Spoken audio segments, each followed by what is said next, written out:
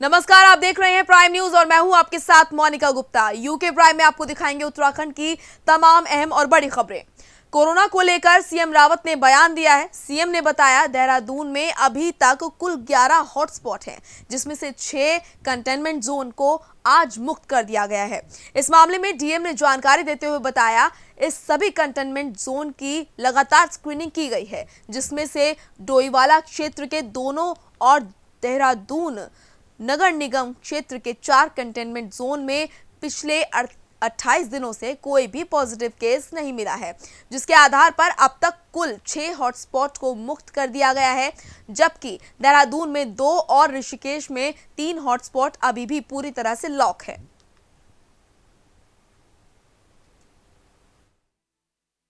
जो थे हमारे इस समय वर्तमान में लगभग 170 लोग जो हैं वो क्वारंटीन के अंदर रखे गए हैं, जिसमें से मेनली ज़्यादा नंबर ऋषिकेश में है। यहाँ पर जो क्वारंटीन थे बेसिकली जमाती थे, जिनके 28 दिन पूरे हो गए, तो उनको जो है वो छोड़ा भी जा रहा है, और जो उनके कांटेक्ट थे जो लोकल यहाँ रहते हैं उनको भी उनके घर में छोड़ दिया गया है। जो लोग बाहर से आ रहे हैं उनके लिए व्यवस्था ये की गई है कि जो ऐसे जितने भी लोग बाहर से आएंगे वो सभी होम क्वारंटीन किए जाएंगे। सिर्फ और सिर्फ जिनको ऐसे सिम्टम्स हो, जैसे सर्दी है, जुकाम है, खांसी है, इस तरीके के अगर किसी को सिम्टम है तो उन सभी को जो है इंस्टीट्यूशनल क्वारंटीन किया जाएगा। अदरवाइज सभी को जो है हम होम क्वारंटीन कर रहे हैं। सर, तो वहीं उत्तराखंड स्वास्थ्य विभाग ने उत्तराखंड का हेल्थ बुलेटिन जारी किया है, जिसमें बताया गया कि राज्य में आज भी कोरोना की पुष्टि नहीं हुई है। प्रेस कॉन्फ्रेंस कर बताया गया कि 481 संदिग्ध सैंपलों की जांच रिपोर्ट आ गई है और सभी नेगेटिव पाए गए हैं। बता दें आपको कि राज्य में 4 मई को हुई थी कोरोना के आखिरी पॉजिटिव केस की पुष्टि, तो तीसरे दिन भी कोई कोरोना केस नहीं मिला है। ये राहत की बात है। 4 मई को आखिरी पॉजिटिव केस मिला था। अब तक कोरोना के कुल 61 पॉजिटिव केस सामने आए हैं। राज्य में 39 कोरोना संक्रमित मरीज जो है वो अब स्वस्थ हैं।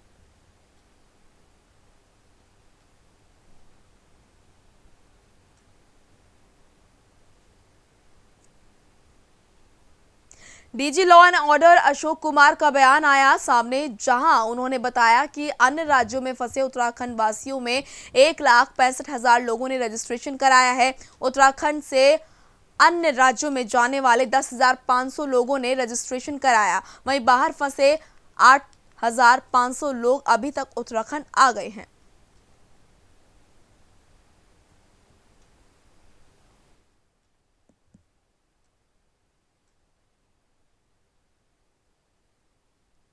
तो 1,65,000 लोगों ने रजिस्ट्रेशन कराया है उत्तराखंड में आने के लिए। दूसरे राज्यों में फंसे हैं ये लोग और सरकार कोशिश कर रही है कि इन्हें जल्द से जल्द अपने राज्य में लाया जाए। आपको बता दें कि लगातार लोगों से संपर्क किया जा रहा है और उत्तराखंड में लाने की तैयारियां की जा रही है। लोग बाहर फंसे हुए, उसके संबंध में मैं स्थिति स्पष्ट करना चाहता हूँ। आज तारीख तक, आज प्रातः तक जो रजिस्ट्रेशन पोर्टल है उत्तराखंड का, आपको पता ही है, देहरादून स्मार्ट सिटी लिमिटेड में, उसमें 1,65,000 लोगों ने रजिस्टर किया है। पहला पॉइंट, आने के लिए बाहर से जो फंसे, और जाने वालों ने 10,500 ने रजिस्टर किया टोटल। पिछले 4 दिन से जो हम कर रहे हैं उसके अनुसार हमारे राज्य में बाहर से 8,500 लोग आ चुके हैं, ठीक है, जिसमें से चंडीगढ़, मोहाली वगैरह से भी बसें वगैरह भेज करके, राजस्थान से, कुछ यूपी से टाई अप करके किया गया। 8,500 आ चुके हैं। आज गुड़गांव से ट्रांसपोर्टेशन शुरू हो गया है। चंपावत की बसें चल चुकी हैं वहाँ से, अल्मोड़ा की बसें वहाँ से चल चुकी हैं, तो 2-2,5 हज़ार आदमी गुड़गांव से आएगा। तो मेरा ये कहना है कि लोग पेशेंस रखें। सब जगह से टाई अप चल रहा है। मैंने पहले दिन से बोला था कि जो दूर के स्टेट्स हैं वहाँ बसों से नहीं ला सकते, गर्मी का मौसम है, तो वहाँ हम प्रयास हो रहे हैं, राज्य सरकार द्वारा प्रयास किए जा रहे हैं कि उनको गुजरात है, महाराष्ट्र है, केरला है, जो साउथ के स्टेट्स हैं वहाँ ट्रेन की प्रयास किए जा रहे हैं। वहीं 1.5 लाख से ज्यादा प्रवासी उत्तराखंड लौटने के लिए रजिस्ट्रेशन करा चुके हैं। करीब 8,000 प्रवासी कामगार घर लौट चुके हैं। लेकिन कांग्रेस का आरोप है कि सरकार खर्च बचाना चाह रही है, इसीलिए प्रवासियों को लाने में देरी हो रही है। मुख्यमंत्री से खफा कांग्रेस मुख्य सचिव को अपनों को घर लाने के लिए ट्रेन खर्च उठाने की चिट्ठी सौंप चुकी है। कांग्रेस अध्यक्ष प्रीतम सिंह का कहना है कि अगर राज्य सरकार लोगों को वापस बुलाने में किसी भी वजह से देरी कर रही है तो कांग्रेस प्रवासी लोगों की घर वापसी कराएगी। 3 महीने के अंदर सर इस काम को पूरा किया गया और बहुत ही सरकार लोगों को लाने में देरी कर रही है, ये कांग्रेस का निशाना कांग्रेस द्वारा साधा गया है। कांग्रेस द्वारा ये कहा गया है कि यहाँ पर जो राज्य सरकार है वो जो प्रवासी लोग हैं जो दूसरे राज्यों में फंसे हुए हैं उन लोगों को अपने राज्य में लाने में देरी कर रही है ताकि जो उसका खर्च है वो बच सके। ऐसे में चिट्ठी में ट्रेन का खर्च उठाने की बात कही गई है। चिट्ठी लिखी है कांग्रेस ने कि अगर ऐसी कोई समस्या आ रही है या फिर किसी भी वजह से जो बीजेपी है, जो राज्य सरकार है, वो किसी भी वजह से जो बाहर श्रमिक है, जो बाहर उत्तराखंड के लोग फंसे हुए उनको लाने में देरी कर रही है, तो कांग्रेस मदद करेगी और कांग्रेस उन तमाम लोगों को लाने की कोशिश करेगी। और इसी को लेकर त्रिवेंद्र सरकार पर कांग्रेस ने निशाना साधा और ये कहा कि यहाँ पर जो तमाम वो लोग जो दूसरे राज्यों में फंसे हुए हैं उत्तराखंड के, वो लोग उनको घर वापसी के लिए जो राज्य सरकार है वो देरी कर रही है जानबूझ के। जो है क्या नाम अपने बयान बदल या कह लीजिए गिरगिट की तरह रंग बदल रही। जब भी हमने इस बात को कहा कि जो उत्तराखंड के प्रवासी हैं उनको लाने के लिए सरकार जो है तत्काल प्रभाव से कार्रवाई करेगी। सरकार द्वारा कोई कार्रवाई नहीं की। कांग्रेस ने ऐप बनाया, उस ऐप के माध्यम से लगभग 25 से 30 हज़ार लोगों का हमसे सीधा संवाद हुआ। उसको हम सरकार को देना चाहते थे, लेकिन सरकार जो है वो इतनी डरी हुई है, इतनी सहमी हुई है कि जो हमारा डेलीगेशन गया तो उससे मिलने से ही मना कर दिया। हमने चीफ सेक्रेटरी को उसको भेज दिया।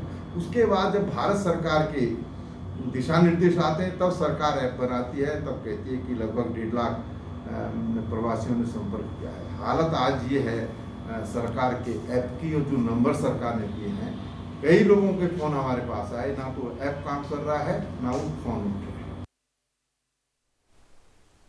तो वहीं गदरपुर में रात के करीब 2 बजे भारी बारिश के साथ तेज आंधी चली, जिसके चलते कई लोगों के घरों के टीन शेड तक उड़ गए। तेज आंधी के चलते कई पेड़ गिर गए। सबसे ज्यादा नुकसान आम के बगीचों में हुआ, जहां पर आपको बता दें कि आम की फसल आंधी के चलते गिर गई। इसके अलावा लीची की फसल में भी भारी नुकसान हुआ। इस दौरान स्थानीय लोगों के द्वारा शासन प्रशासन से मुआवजे की मांग भी की गई है।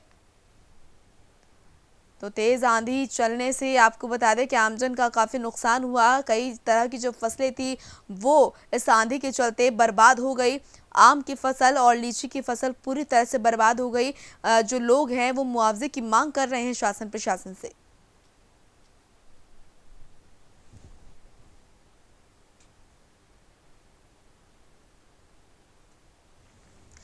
तो तस्वीरों में आप देख सकते हैं किस तरह से आंधी आने पर जो लोगों के टीन से बने घर थे, जो लकड़ी से बने घर थे, वो किस तरह तबाह हो गए हैं। और इसी के साथ जो फसल थी वो भी पूरी तरह से नष्ट हो चुकी है। लोगों का कहना है कि आम के बगीचे और लीची के बगीचे जो थे वो पूरी तरह से नष्ट हो चुके हैं। इसलिए उनकी मांग है शासन प्रशासन के कि उनको मुआवजा दिया जाए। और वो मांग कर रहे हैं शासन प्रशासन से कि जो नुकसान हुआ है उसमें राहत दी जाए इन तमाम लोगों को। देश में लॉकडाउन का तीसरा चरण शुरू हो चुका है, जिसको लेकर एक बार फिर गरीब और जरूरतमंदों के लिए राशन की दिक्कतें होने लगी हैं। इसको लेकर एक बार फिर सामाजिक और राजनीतिक संस्थाएं मदद के लिए सामने आई हैं। गुरुवार को निजी स्कूल के स्टाफ द्वारा आपस में पैसा इकट्ठा करके करीब 50 पैकेट राशन एसडीएम मसूरी को दिए गए, जिसमें गरीब और जरूरतमंदों को राशन मुहैया हो सके।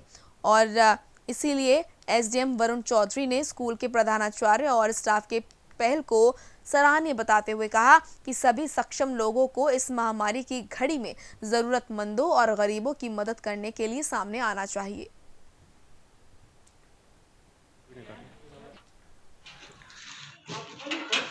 सबसे पहले तो मैं ओग्रो स्कूल के प्रिंसिपल साहब को धन्यवाद कहना चाहूँगा। उन्होंने हमें 700 किलो के आसपास राशन दिया, जिसमें आटा, चीनी, दाल, चावल, तेल और मसाले इत्यादि हैं। और जैसे कि और भी संस्थाएं हमें हेल्प कर रही हैं, ओग्रो स्कूल ने भी हेल्प करी है एंड मैं उन्हें थैंक यू कहना चाहूँगा। जिला प्रशासन और पुलिस प्रशासन के मुहिम पर हम लोग भी ओग्रो स्कूल भी आगे आया। एक सरकारी स्कूल होने के बावजूद हमारे यहाँ के जो 100 से अधिक स्टाफ हैं वो आगे आए और उन्होंने मदद इकट्ठा की और करीब हम लोग ने 36,000 रुपये इकट्ठा किया, जिसके अगेंस्ट हम लोग ने राशन खरीदा और करीब 450 किलो आटा, 250 किलो चावल मिलाकर करीब 750 किलो राशन हम लोग ने यहाँ पर SDM साहब के मार्फत यहाँ पर डिस्ट्रीब्यूट करने की, जो निम्न वर्गीय लोग हैं उनको डिस्ट्रीब्यूट करने की। आने से पुलिस और प्रशासन में हड़कंप मच गया है। पुलिस और प्रशासन की टीम ने महिला से पूछताछ की। महिला ने बताया कि वो ऋषिकेश से मसूरी पैदल चलकर आई है और ऋषिकेश में लक्ष्मण झूले पर काम करती थी, लेकिन पुलिस ने उसके साथ लॉकडाउन के दौरान अभद्रता और मारपीट की, जिसके बाद वो सुबह ऋषिकेश से पैदल चल पड़ी और देर शाम को मसूरी पहुंच गई। उसके द्वारा मसूरी आने का कोई स्पष्ट कारण नहीं बताया गया। मसूरी अधिशासी अधिकारी ने बताया कि महिला संदिग्ध प्रतीत होती है, इसीलिए इस बात की जांच की जा रही है कि महिला आखिर है कौन, कहां से आई है। आपको बता दें कि महिला कोई पुख्ता जानकारी नहीं दे रही है कि आखिर वो पैदल कैसी आई है, इतनी दूर से कैसे आ गई और ऋषिकेश में क्या कर रही है। वहीं महिला के द्वारा बताया गया कि ऋषिकेश से मसूरी वो पैदल चलकर पहुंची है, जो कि कहीं ना कहीं असंभव सा नजर आता है। संदिग्ध महिला से पूछताछ लगातार जारी है। महिला ने अभी तक स्पष्ट कारण नहीं बताया है कि वो क्यों पैदल चलकर आई है ऋषिकेश से मसूरी। ऐसे समय में जब पूरे देश में, पूरे विश्व में कोरोना जैसी महामारी फैल रही है, तो नज़र रखी जा रही है, हर शख्स पे पैनी नज़र रखी जा रही है। और इसी के मद्देनज़र मसूरी में जब इस महिला को घूमते हुए देखा गया और तो यहाँ पर पुलिस प्रशासन में हड़कंप मच गया और इससे पूछताछ की गई, जिसमें महिला ने कोई स्पष्ट कारण नहीं बताया। महिला ने बताया कि वो ऋषिकेश से मसूरी पैदल चलकर आई है। कुछ पुलिस वालों ने उसके साथ बदतमीजी की थी। हालांकि जो महिला की बातें हैं वो सही है या नहीं, इस बात की कोई जानकारी अभी फिलहाल पुलिस प्रशासन पर नहीं है और लगातार ये कोशिश की जा रही है कि जानकारी मिल सके और पूछताछ फिलहाल महिला से लगातार कर रही है पुलिस और ये जानने की कोशिश कर रही है कि आखिर महिला है कौन और कहां से आई है। ऐसे समय में जब लॉकडाउन लगा हुआ है तो ये महिला कैसे अपने घर से बाहर निकली और किस काम के लिए ये आई है, इन तमाम जो सवाल है इन पर काम किया जा रहा है। महिला से लगातार पूछताछ की जा रही है। उत्तराखंड के श्रम मंत्री डॉक्टर हरक सिंह रावत ने मसूरी नगर पालिका को कूड़ा निस्तारण, सफाई और सैनिटाइजेशन के लिए 15 लाख देने की घोषणा की है, जिसको लेकर नगर पालिका अधिकारी ने श्रम मंत्री डॉक्टर हरक सिंह रावत का आभार व्यक्त किया है। उन्होंने कहा कि डॉक्टर हरक सिंह रावत की दी हुई 15 लाख की रकम से शहर और आसपास के क्षेत्रों को स्वच्छ और सैनिटाइज किया जाएगा। वहीं फ्रंट लाइन में काम करने वाले स्वच्छता कर्मियों को इनाम देकर प्रोत्साहित भी करेंगे। उन्होंने कहा कि नगर पालिका द्वारा लॉकडाउन के पहले दिन से ही शहर में स्वच्छता अभियान सहित सैनिटाइजेशन करने का काम कर रही है। ऐसे में वो कोशिश कर रहे हैं कोई भी क्षेत्र बिना सैनिटाइजेशन और फॉगिंग के ना रहे। इसको लेकर उन्होंने अपने अधिकारियों को निर्देश भी दिए हैं। मसूरी में श्रम मंत्री ने 15 लाख रुपए दिए हैं। सफाई और सैनिटाइजेशन के लिए ये रकम दी गई है ताकि साफ सफाई रहे और सैनिटाइजेशन होता रहे समय समय पर, ताकि ये जो बीमारी है ये अपना विकराल रूप ना दिखा सके। राज्य में लगातार सैनिटाइजेशन किया जा रहा है, लगातार फॉगिंग की जा रही है और इसी के लिए आपको बता दें कि यहाँ पर श्रम मंत्री ने 15 लाख रुपए भी दिए हैं ताकि सैनिटाइजेशन होता रहे और सफाई लगातार होती रहे। नगर पालिका अधिकारी ने आभार भी व्यक्त किया है मंत्री का और उन्होंने कहा है कि ये जरूरी है कि ऐसे समय समय पर तमाम लोग सामने आकर मदद करते रहें।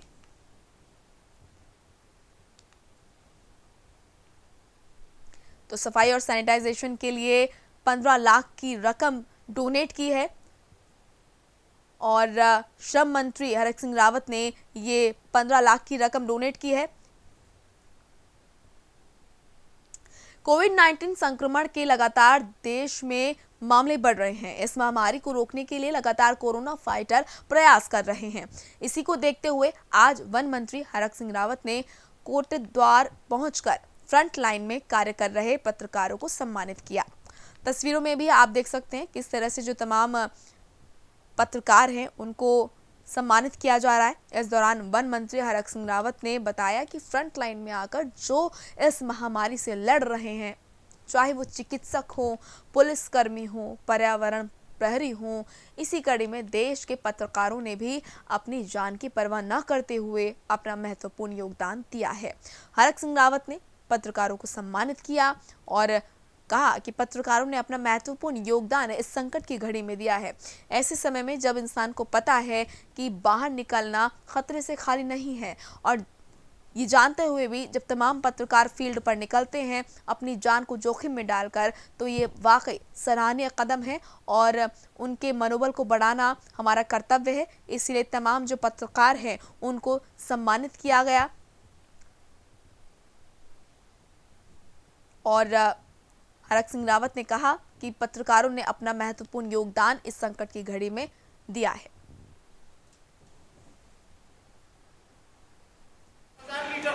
जो फ्रंट लाइन पे जो लोग लड़ रहे हैं, चाहे उसमें चिकित्सक हो, पैरामेडिकल स्टाफ हो, पुलिस के जवान हो, पर्यावरण प्रहरी हो, उसी कड़ी में इस देश के पत्रकार, उत्तराखंड के पत्रकार और अपने पौड़ी जनपद में, क्योंकि कोटद्वार सबसे संवेदनशील था इस महामारी के कारण, यहाँ के पत्रकारों ने जिस तरह सजग रहकर अपनी जान को जोखिम में डालकर इस महामारी में अपनी कलम के माध्यम से, अपने चैनलों के माध्यम से, चाहे प्रिंट मीडिया हो, इलेक्ट्रॉनिक मीडिया हो, सोशल मीडिया हो, जिस तरह समाज को सजग किया है, जिस तरह प्रशासन सरकार को सजग किया है और सरकार, प्रशासन और आम जनता समय पर मीडिया के सुझावों को ध्यान में रखते हुए कदम उठा पाई है। तो वहीं चमोली में देवाल स्थित शराब की दुकान के विरोध में आज दूसरे दिन देवाल प्रमुख के नेतृत्व में अनशनकारी धरने पर बैठे, लेकिन अनशन करने वालों को पुलिस ने अलग अलग धाराओं में गिरफ्तार कर लिया, जिन्हें बाद में जमानत पर छोड़ दिया गया। बताया जा रहा है ये लोग शराब की दुकान खोलने का विरोध कर रहे थे। तो ऐसे में पुलिस प्रशासन ने इन लोगों को हटाया और अलग अलग धाराओं में केस दर्ज किया।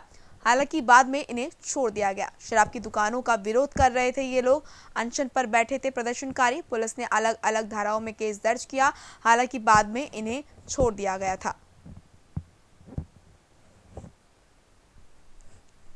आपको बता दें कि लॉकडाउन के चलते सरकार की तरफ से ये फैसला लिया गया कि तमाम राज्य सरकारों की तरफ से ये फैसला लिया गया कि शराब की दुकानें जो हैं वो खुलेंगी, लेकिन अचानक शराब की दुकानें खुलने से वहां पर भीड़ नजर आई, जिससे कि लोग परेशान नजर आए और संक्रमण फैलने का खतरा भी बढ़ गया। ऐसे में कई लोग इस बात का विरोध करते हुए नजर आए। लॉकडाउन के बीच कई लोग दूसरे राज्यों में फंसे हुए हैं और घर वापसी के लिए हर संभव कोशिश कर रहे हैं। इसी कड़ी में हरिद्वार में बंगाल के रहने वाले करीब 700 लोग फंसे हुए हैं, जिनकी सुध लेने वाला कोई नहीं है। इसी सिलसिले में सभी यात्री इकट्ठा होकर जिला पर्यटन अधिकारी कार्यालय पर पहुंचे और घर वापसी के लिए ज्ञापन दिया। दिक्कत है हमारा देश में, पश्चिम बांग्ला में हम जाना चाहते हैं, लेकिन इधर से हम लोग सब ठीक ठाक है, लेकिन घर तो घर ही होना है ना। हमारा घर से भेज दीजिए तो हमारा बहुत उपकार होगा। वेस्ट बंगाल मुख्यमंत्री जो है ममता दीदी को हम एक बात बोलना चाहते हैं, सब लोगों के लिए, दीदी हम लोगों को घर भेजने के लिए कुछ बंदोबस्त कर दीजिए। तो वहीं रुद्रप्रयाग में 11वें ज्योतिर्लिंग बाबा केदारनाथ के धाम में लगातार बर्फबारी हो रही है, जिससे तापमान 0 पर पहुंच गया है। बर्फबारी से इलाके में ठंड भी बढ़ गई है। आपको बता दें कि अभी करीब 3 फीट बर्फ से पटा हुआ है बाबा का धाम और यहाँ दोपहर बाद से लगातार बारिश और बर्फबारी हो रही है। उत्तराखंड सरकार द्वारा कोरोना वायरस के चलते लॉकडाउन के दौरान दिल्ली, गुड़गांव आदि क्षेत्रों में फंसे हुए उत्तराखंड वासियों को वापस लाने की कवायद तेज हो गई है, जिसके तहत काशीपुर के रोडवेज डिपो से 1.5 दर्जन से ज्यादा बसों को रवाना किया गया है। इस मौके पर काशीपुर डिपो के सहायक महाप्रबंधक A.K. सैनी ने बताया कि उत्तराखंड परिवहन निगम के द्वारा काशीपुर डिपो से 20 बसें मंगाई गई। सभी बसों को पूरी तरह से सैनिटाइज किया गया, जिसके बाद उन्हें रवाना किया गया। काशीपुर से गुड़गांव के लिए मांगी गई है। वहाँ से यात्री आने हैं, अलग अलग जगह के आने हैं, उसके हमें अभी निश्चित नहीं है और उन्हें हम सभी बसों को सैनिटाइज करके भेज रहे हैं और चालक परिचालक को मास्क और सैनिटाइजर उपलब्ध करा रहे हैं। वहीं देश भर में कोरोना वायरस के चलते जहां तहां लोग फंसे हुए हैं, तो वहीं लॉकडाउन के चलते उत्तराखंड के काशीपुर रामनगर में फंसे कश्मीरी व्यापारियों और उनके परिवारों को 2 शिफ्टों के तहत उनके गंतव्य के लिए रवाना किया गया। आपको बता दें कि काशीपुर और आसपास के क्षेत्रों में हर साल कश्मीर से लोग गर्म कपड़े और ड्राई फ्रूट बेचने के लिए नवंबर के महीने में काशीपुर और आसपास के क्षेत्रों में आते हैं और सर्दी खत्म होते ही अपने घर वापस लौट जाते हैं, लेकिन लॉकडाउन के चलते ये तमाम लोग यहाँ फंस गए।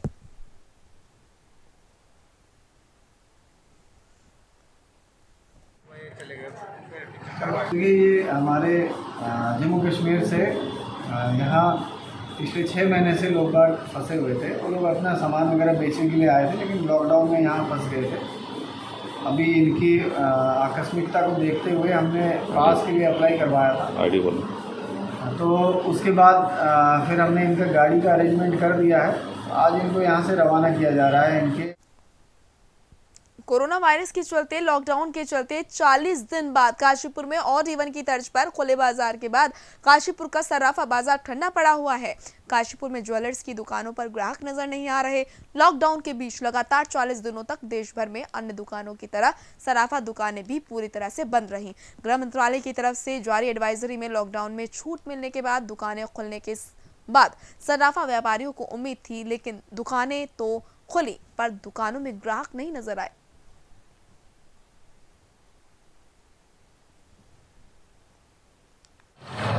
देखिए, सर्राफा बाज़ार की स्थिति ये है कि वैसे तो इस समय सीज़न का टाइम चल रहा है और सीज़न के टाइम में बाज़ार में भी बहुत भीड़ होती है और सर्राफा व्यापारियों के पास भी बहुत ज़्यादा भीड़ होती है। लेकिन इस समय लॉकडाउन की वजह से आप मेरे बाज़ार को देखिए, पूरे आपको ये महसूस हो जाएगा कि सारे व्यापारी जो हैं, सर्राफा व्यापारी, वो खाली बैठे हुए हैं।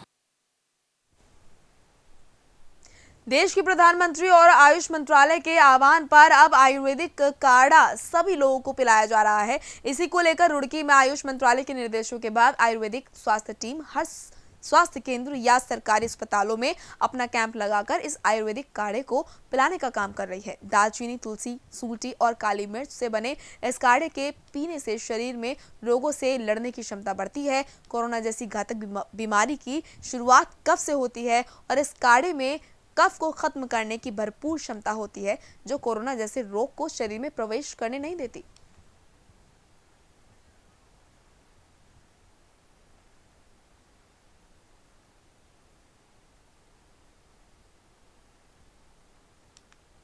वहीं पौड़ी के थालीसैंड में चंडीगढ़, दिल्ली से वापस लौटकर उत्तराखंड आए प्रवासियों को जहां पुलिस ने क्वारंटाइन के लिए समझाया और लॉकडाउन के निर्देशों का पालन करने की अपील की, तो वहीं उनके सम्मान में पुलिसकर्मी लाइन में खड़े होकर इनका स्वागत कर रहे हैं।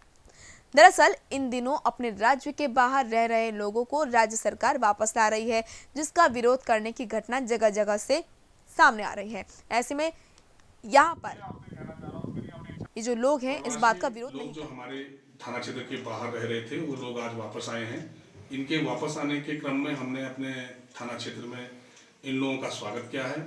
इनको पुष्प वर्षा करके भी स्वागत किया गया है और इसके पश्चात हमारी इनसे अपील भी की गई है कि भारत रुड़की में रास्ता खोलने की मांग को लेकर धरना दे रहे ग्रामीणों पर सीमा क्षेत्र के अंदर से पथराव किया गया। लोगों को हटाने के लिए पानी की बौछार की गई। वहीं ग्रामीणों की ओर से भी सेना सीमा के अंदर पत्थर फेंके गए और पथराव में 4 महिलाओं समेत 6 ग्रामीणों को चोटें आई हैं। घायलों को 108 की मदद से के उपचार के लिए भेजा गया। दरअसल टोंडा, कल्याणपुर, नंदा कॉलोनी आदि क्षेत्रों के लोग सेना क्षेत्रों के रास्ते से शहर में प्रवेश करते हैं।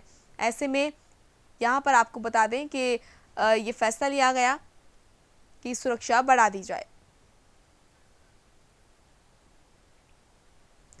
कोरोना वायरस संक्रमण के बीच पूरी तरह से लॉकडाउन हो चुका है। लॉक हुई केशवपुरी बस्ती और राजीव नगर आज 1 महीने बाद प्रतिबंधित क्षेत्र से मुक्त हो गई, जिसके बाद 1 महीने तक हजारों की आबादी के खान पान और अन्य जरूरत की सहायता करने वाले हमारे डोईवाला के कोरोना योद्धाओं का वहां की जनता ने फूल मालाओं के साथ स्वागत किया। आपको बता दें कि पूर्णतया प्रतिबंधित क्षेत्र हो जाने के कारण हजारों की आबादी वाली इस बस्ती में एकदम से व्यवस्था बनाना प्रशासन और पुलिस के लिए एक चुनौती से कम नहीं था, लेकिन तहसील प्रशासन और पुलिस ने दिन रात एक कर यहाँ के लोगों के लिए सेवा की।